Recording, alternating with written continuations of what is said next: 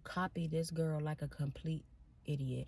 I really typically don't like that word idiot, but I mean, it's just, I don't know another way to describe how bad I copied this girl. This would be the beginning of the enemy trying to make me be confused about identity in terms of who I am, to the point that I disliked myself so much that I wanted to be like somebody else so bad, because I felt like this other person was just 100 times better than me.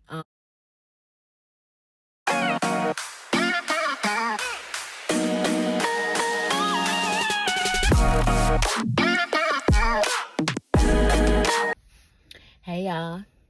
Welcome to Receive and Relate. If this is your first time here, I am so glad you clicked on this video for story time. My name is Tara Walker. If you are a returning subscriber or just returning period, hey y'all, hey, welcome back.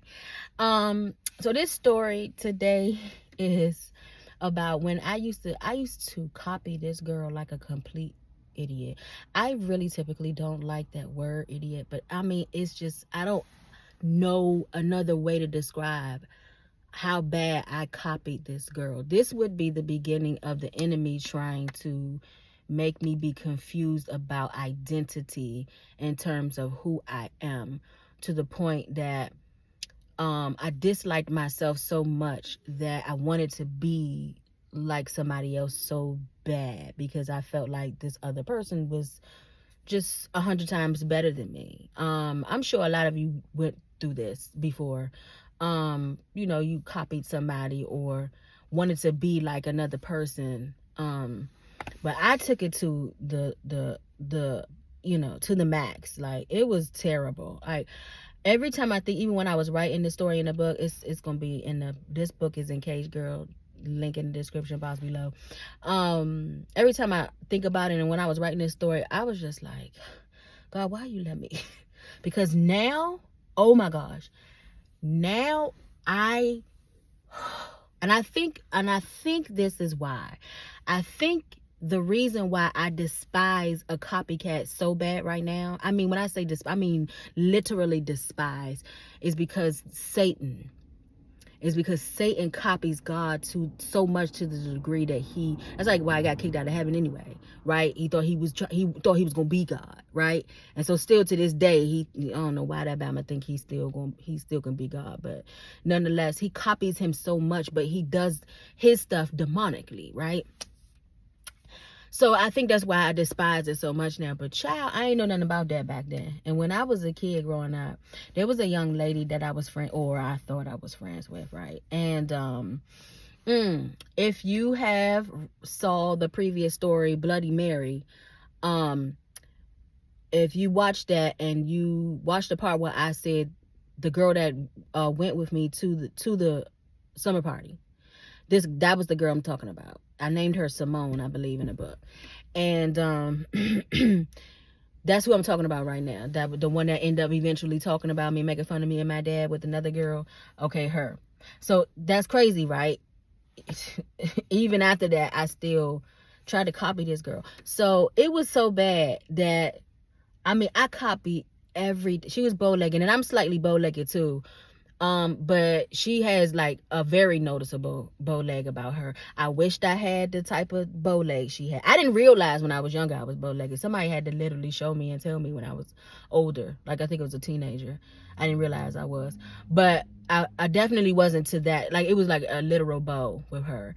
And a lot of the boys liked her and stuff like that. And that was one of the things I thought that they was attracted to her about with her. I used to, she used she used to raise her hand a certain way in class. I think, like, raise it and then like hold on to it like that. I was raising my hand and holding on to it like that. She had, her mother and father were separated or divorced. They were divorced. And her mom, I don't know what her mom did for a living. I can't remember what she did for a living, but apparently she had money. And so she used to buy her like expensive name brand stuff. And one thing I remember her coming to school with, she had a Coach purse. I ain't even know what Coach Purse. Ooh, I'm telling my age. If you my age, you gonna remember this. Coach Purse and rider boots. Okay.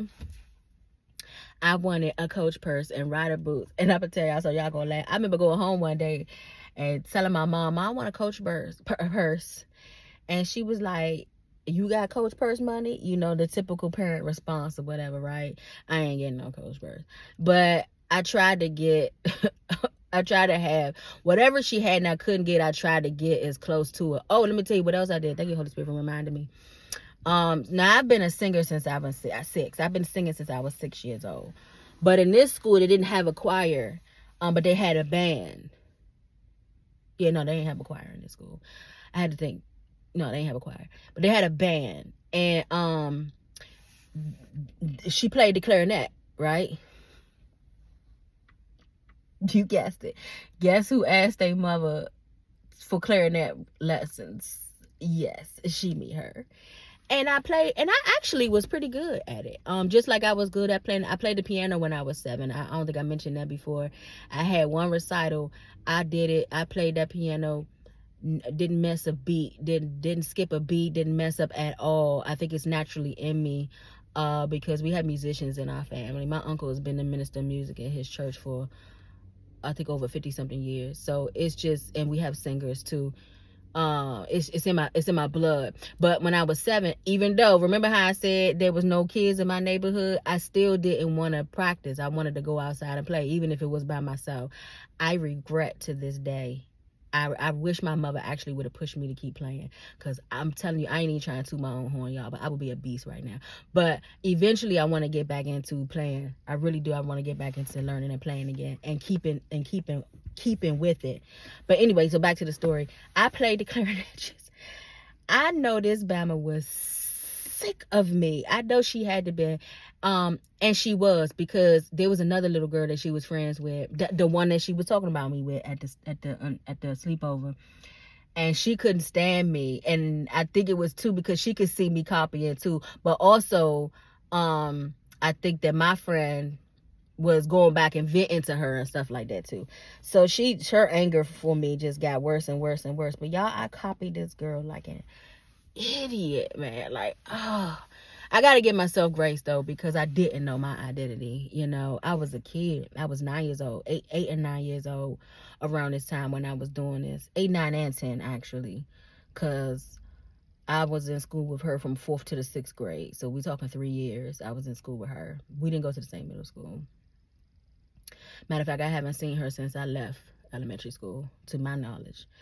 But I wanted to share this story because I wanted to show you how the enemy, he wants to get your identity. He wants everything about you early on. You know what I'm saying? And that's why with some of y'all, he started messing with you as a child. You know what I'm saying? Mess with your identity, mess with your emotional and mental, you know, somebody around you, whether it was in-house or out-house, is domestic violence against you, or molesting you, or whatever, you know what I'm saying, at a young age. And it starts out at a young age. And typically, and I'm going to go ahead and say this, typically those of you who this has happened to, typically, most times, there's a strong call or whatever on your life, and the enemy wants to take you out of here before you fulfill that call and that destiny that God has placed inside of you. So this would be I probably should title this identity theft. But yeah, that's the story. That's it. It's very short for this one. How I copied this girl like an idiot. Let me know in the comments if you did something like that, or even if somebody did that to you and you remember, or maybe this is happening to you right now. Drop me a line in the comment and let me know. I mean, in the comment section, and let me know. Yeah, remember, people receive when they can relate. If you can relate to this, let me know. Thank you so much for watching and coming back. My subscribers are growing quickly, slowly. It's like I say, slowly but surely, but it's like quickly. I'm getting a few each day now, and I really appreciate that, because like I said, I'm just literally just doing what the Lord told me to do. Just go ahead and tell my business. That's what he said to do. Okay. Again, the link for the book will be in the bio.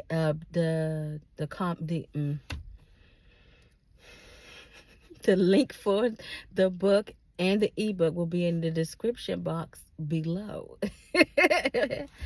um, I love you, but know that God loves you more. Oh, and I'll be on live tonight. Today, October 18th at 6:30 p.m. If you catch this before tonight, pull up. Pull up. It's Domestic Violence Awareness Month. I'm sharing my stories where I used to be a victim of domestic violence, right? I am a survivor though, period. And healed survivor, okay? There's a difference, okay? You could be a survivor but not healed yet. I am a healed survivor. So pull up tonight at 6:30 p.m. Eastern Standard Time. I'd love to see you there. Yeah, I'll see you next time. Bye.